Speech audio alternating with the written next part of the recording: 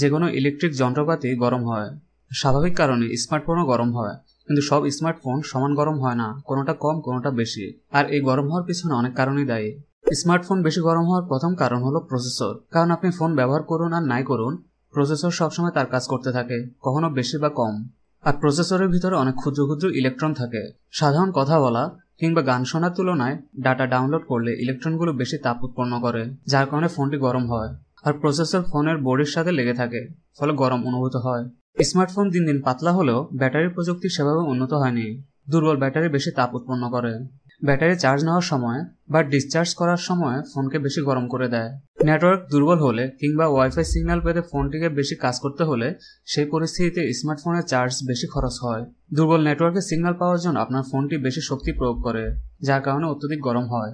স্বাভাবিক অবস্থায় কাজ করতে স্মার্টফোন 35 থেকে 47 ডিগ্রি সেলসিয়াস পর্যন্ত গরম হতে পারে। তবে স্ট্যান্ড বাই মোডেও যদি ফোনটি 35 থেকে 47 ডিগ্রি সেলসিয়াস পর্যন্ত গরম থাকে, তাহলে বুঝতে হবে এর অন্য কোনো সমস্যা রয়েছে। আর স্মার্টফোন বেশি গরম হলে প্রসেসরের ক্ষতি হয়, কর্মক্ষমতাও কমে যায়। যাতে এটি বেশি গরম হলে ঠান্ডা হওয়ার জন্য নিজের থেকে কাজ কমিয়ে দেয়। এটি বারবার হলে প্রসেসরে স্থায়ী ক্ষতি হতে পারে।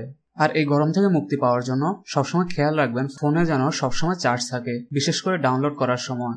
তাছাড়া একসঙ্গে বেশি অ্যাপস বা প্রোগ্রাম খুলে রাখবেন না। সফটওয়্যার নিয়মিত আপডেট করুন। কোন কোন অ্যাপস ব্যাকগ্রাউন্ডে বেশি জায়গা নিচ্ছে সেগুলি বন্ধ করুন। র্যাম ও ক্যাশ পরিষ্কার করুন। অপ্রয়োজনীয় মেসেজ ডিলিট করুন। ফোনের ব্যাকগ্রাউন্ড অ্যানিমেশন বন্ধ করুন। আর কাজের সময় বাদে ওয়াইফাই অফ রাখুন। স্মার্টফোনে এমন একটি কভার কিনুন যেটি ফোনের তাপ শুষে নিতে পারে। বাইরের তাপ যেন ফোনকে আরো গরম করে না দেয়। আর ফোন যতটা সম্ভব রোদ থেকে দূরে রাখুন। তাছাড়া অ্যাপস মার্কেটে অনেক অ্যাপস পাওয়া যায় যেগুলো আপনার ফোনকে ঠান্ডা রাখতে বিভিন্ন পরামর্শ দিবে।